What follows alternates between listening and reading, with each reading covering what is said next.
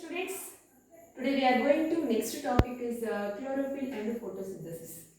So 6 decades before, we didn't know about the presence of the correct location of chlorophyll. Where is it present? What about photosynthesis process? So we will learn about the presence of location of chlorophyll in plants. The first Indian Hus, the scientist name was Indian Hus. He said a photosynthesis process is carried out in green colored plants. The Indian Hus said the photosynthesis process is carried out in green colored plants.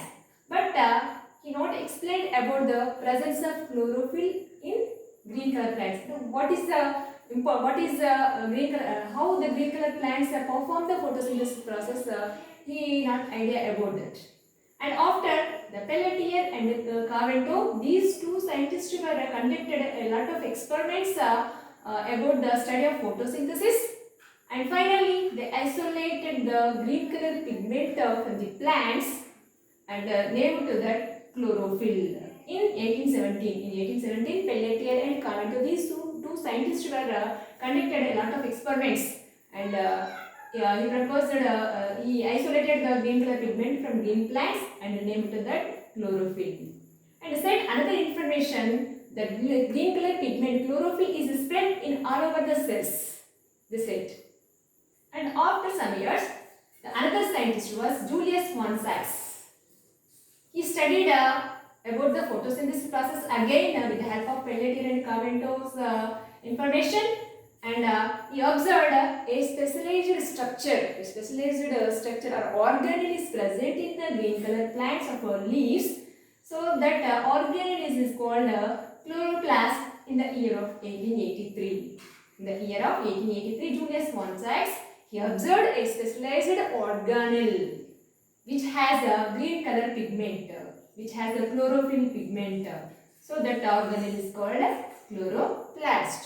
So that means the chlorophyll, the green color pigment is present in the leaves of the plants. That the chlorophyll is present in a specialized organelle, cell organelle, that's called chloroplast. Already you learned about the importance of cell and cell organelles.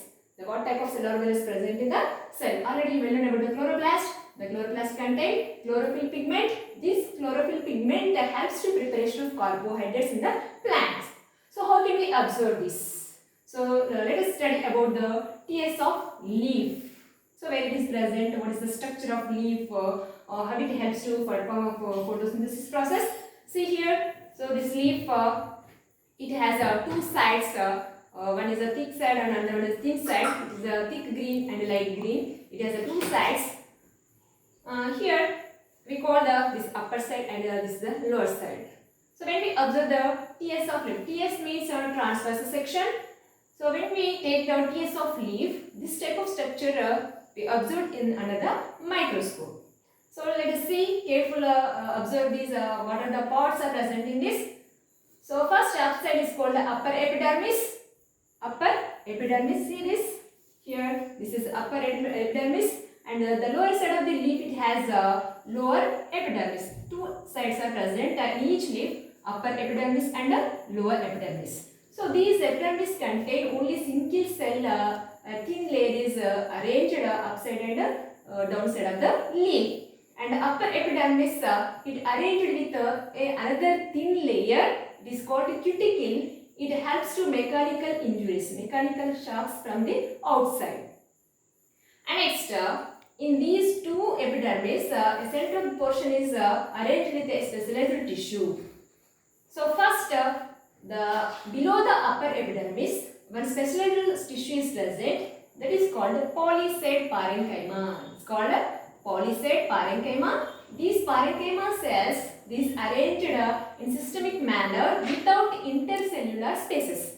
Intercellular spaces means the space is present between the two cells, but here no space. That means these parenchyma cells arranged without intercellular spaces. And other character is present, systemically a large number of chloroplasts arranged in these cells. That means the large amount of photosynthesis process carried by this polysaid parenchyma. And next, above the lower epidermis, the another type of tissue is present. It has a spongy nature, that's why it's called a spongy parenchyma. This spongy parenchyma cells, these arranged without systemically and arranged with intercellular spaces. That means space present between these cells. And another character, the small amount of chloroplast presence, that's why it's perform the lower percentage of photosynthesis. That means polycell parenchyma, it has a large number of chloroplasts perform the large amount of photosynthesis process, and a spongy parenchyma, it has a small number of chloroplast, it perform the small amount of photosynthesis process. And next, another tissue is present at the center of this tissue. It's called vascular tissue. Vascular tissue. It's you are already studied about the vascular tissue, types of tissues in TSF STEM. That vascular tissue is present in the leaf also. It is divided into two parts. One is upside is the xylem and lower side is the phloem. Xylem, phloem. These two perform the specialized function. Specific function these two perform.